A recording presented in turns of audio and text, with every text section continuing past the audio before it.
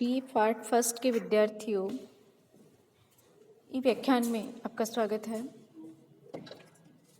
विद्यार्थियों, आपको प्रथम प्रश्न पत्र में रसखान के पदों की व्याख्या करवाई जा रही थी। रसखान प्रसिद्ध कृष्ण भक्त कवि हैं।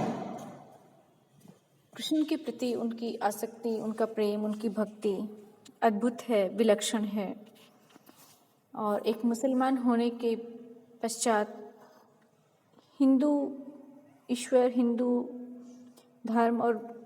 प्रभु के प्रति, कृष्ण के प्रति उनका प्रेम है, वो अपने आप में बहुत ही विलक्षण है।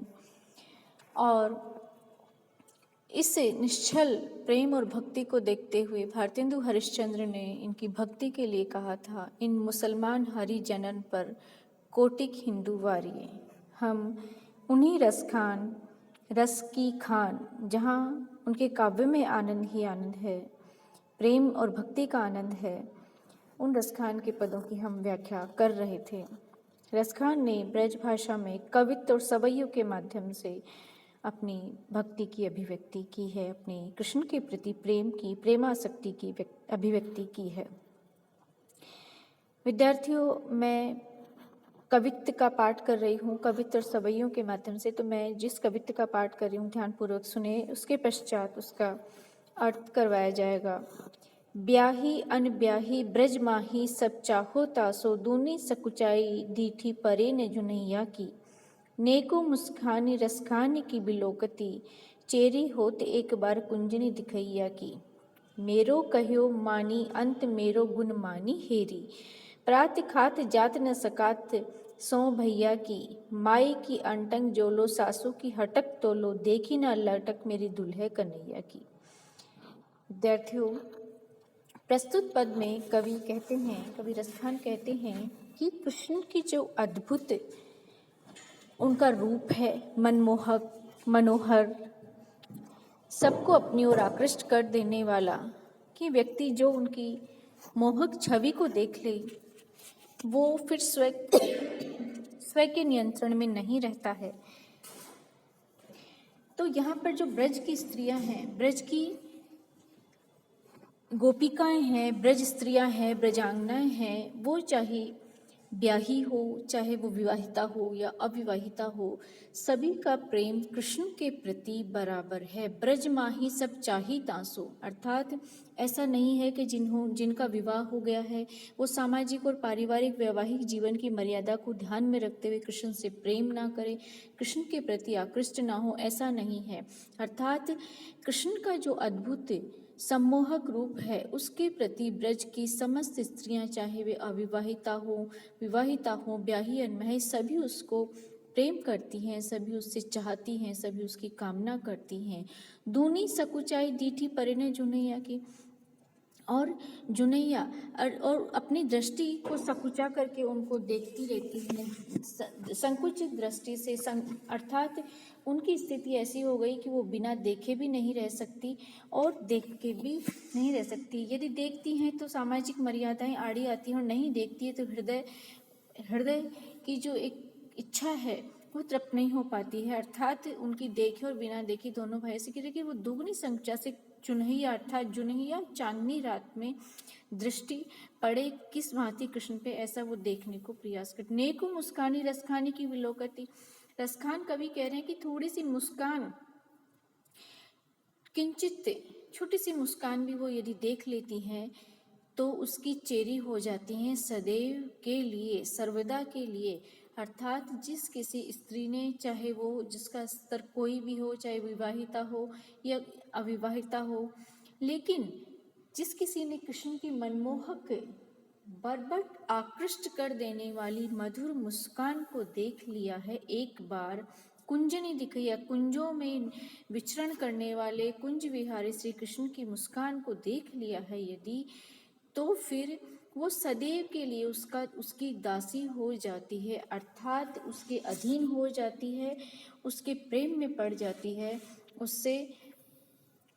पृथक होकर के वो नहीं रह सकती, अर्थात अपना सर्वस्व उसको सर्वस्व उनके प्रति प्रेम और भक्ति के मारे समर्पण का भाव उठ हो जाता है। दासत्व का भाव अर्थात संपूर्ण रूप से अपने आप को न्यौछावर कर देने की भावना उत्पन्न हो जाती है। मेरो कहो मानी अंत मेरो गुण मानी हेरी प्रात खात जात न सकात सो भैया की। अब जो स्त्रियां हैं उनको सामाजिक मर्यादाओं का भी थोड़ा सा ध्यान है कि समाज में हमारे प्रति या हमारे जो परिजन हैं, बड़े हैं, पति पिता आदि, वो हमारे लिए क्या होगा, तो वो अपने उस सामाजिक लोक मर्यादाओं को देखते हुए सोचती हैं कि क्यों हम इस प्रसंग को यहीं समाप्त कर दें। तो एक सखी दूसरी सखी से समझाती है, कहती है कि मेरा कहा मान ले,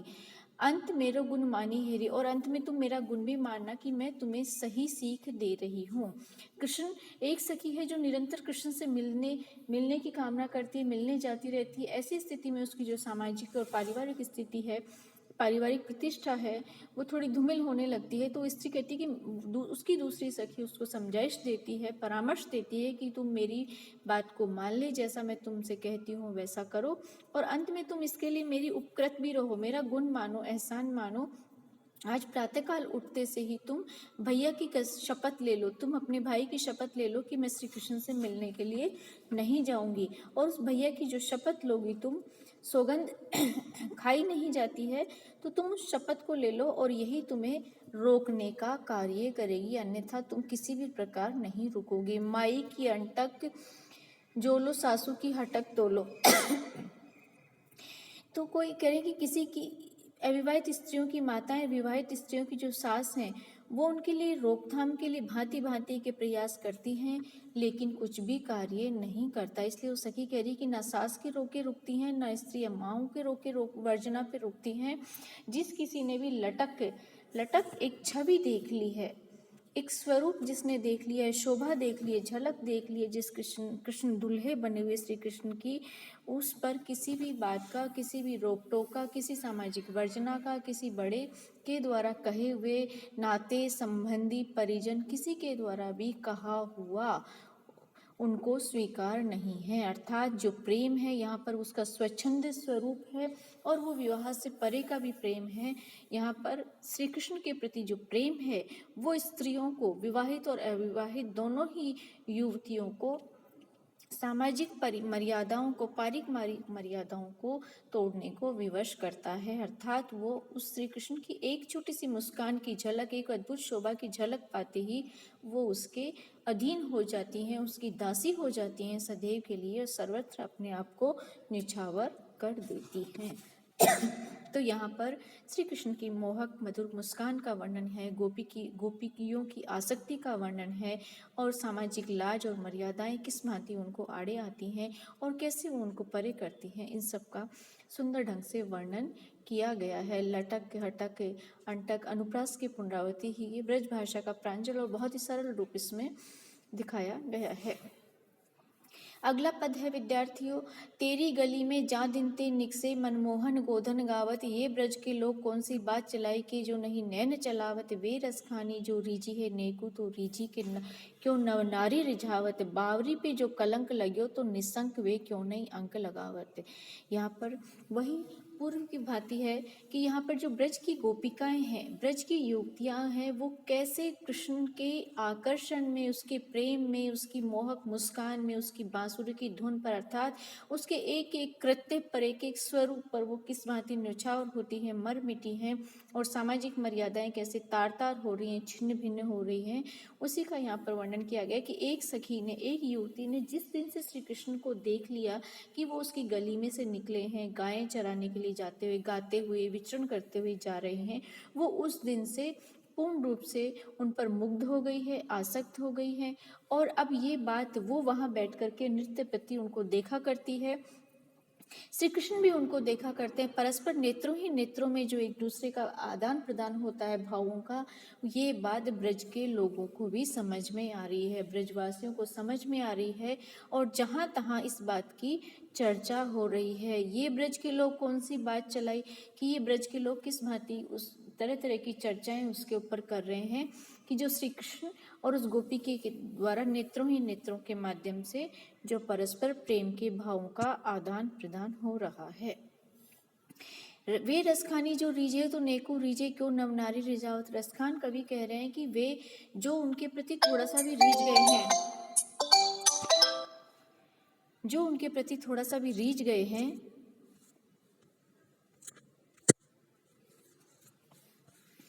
जो उनके प्रति थोड़ा सा रीझ गए हैं,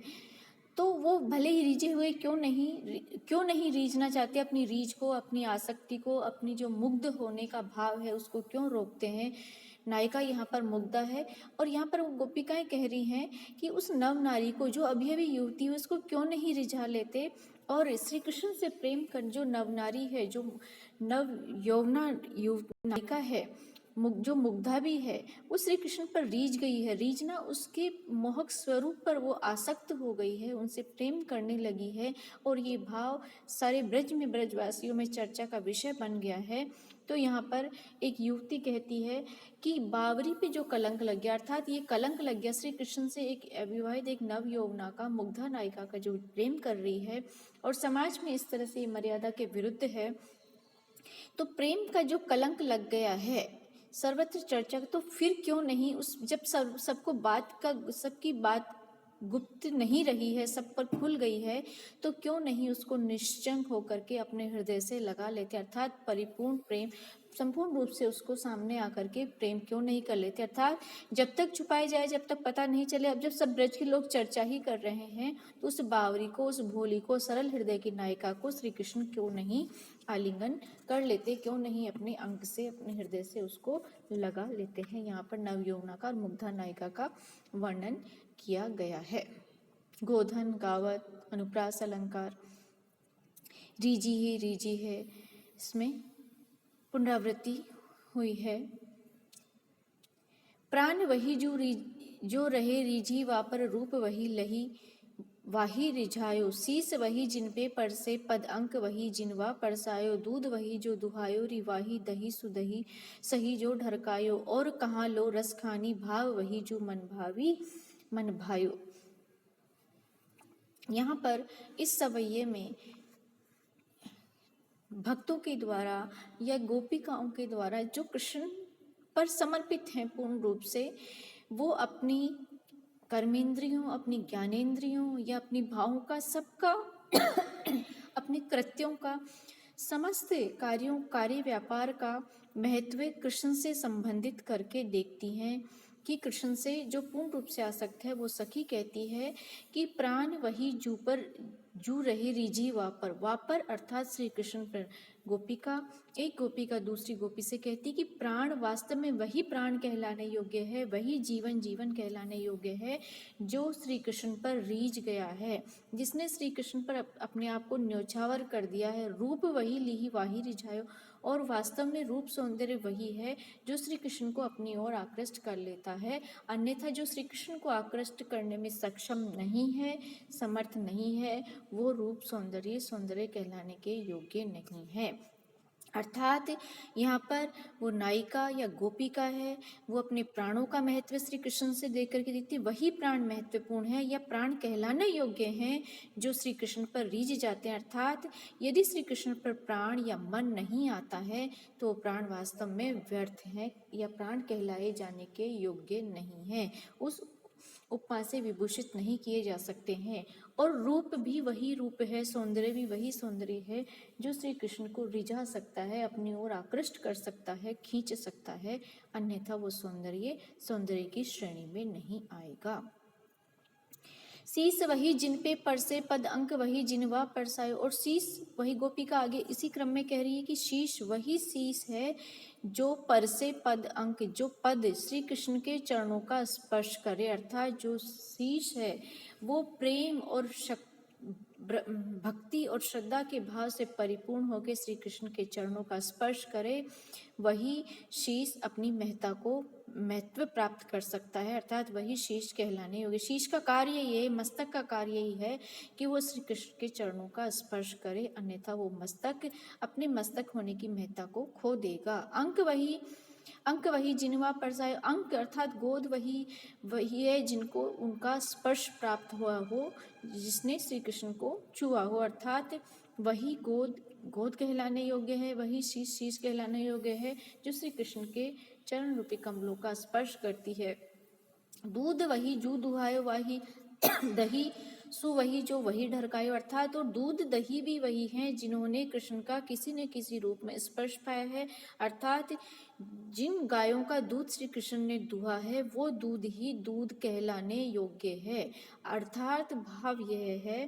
कि श्री कृष्ण का स्पर्श पाकर के दूध भी अपने दूध होने के गुण को पा जाता है, अन्यथा वो अपने गुणों से विहीन है, अपने महत्व से परे है। और दही वास्तव में वही दही है इस संसार में जिसको श्री कृष्ण ने ढरकाया है, बिखेरा है, इधर उधर मुंह से लगाया है, अर्थात वही मक्खन वही दही है। भाव यह है विद्यार्थियों इस पद में कि चाहे दूध हो, चाहे दही हो, या प्राण हो, रूप हो, शीश हो, वही है। वास्तव में वो अपनी स्थिति, अपना गुण, अपना महत्व, अपना अस्तित्व तभी पा पाते हैं जब वो किसी न किसी रूप से कृष्ण से संबंधित है। यहाँ पर प्रेमासक्ति का वर्णन किया गया है कवि के द्वारा। और कहाँ लो कहो रसखान री भाव वही जो वही बनवावे। और रसखान कवि कह रहे हैं कि और तो और कहाँ तक बात कही जाए, वास्तव में वही भाव श्रेष्ठ है जो श्री कृष्ण के मन को भा जाए, अन्यथा इस संसार में अनेक भाव या विकार हैं, उन सबका होना नहीं होना बराबर है। अर्थात श्री कृष्ण के हृदय को जो भाव, मन को जो भाव स्पर्श कर जाए वो भाव ही भाव कहलाने योग्य है, प्रेम कहलाने योग्य है, भावना कहलाने योग्य है, अन्यथा सब तुच्छ हैं, सारहीन हैं, व्यर्थ हैं, उनका कोई महत्व नहीं है। तो प्रस्तुत सवैये के माध्यम से गोपी एक गोपिका या एक सखी कह रही है, कवि अपने भाव को व्यक्त कर रहा, अपनी भक्ति को व्यक्त कर रहा है, और भक्ति का यहाँ पर संपूर्ण समर्पण वाला भाव दिखाई देता है कि श्री कृष्ण से संबंधित, श्री कृष्ण से जो वस्तु जुड़ जाती है, प्राण जुड़ जाता है, शीश जुड़ जाता है, दूध या दही जुड़ जाता है, या भाव जो संबद्ध उनसे हो जाता है, संपृक्त हो जाता है, वही भाव कहलाने योग्य है, वही दूध अपने महत्व को प्राप्त करता है, वही दही कहलाने के योग्य है, और सब भाव उनसे परे है। तो प्रस्तुत पद में समर्पण भाव और प्रेमासक्ति का बहुत ही सुंदर ढंग से वर्णन किया गया है। धन्यवाद विद्यार्थी।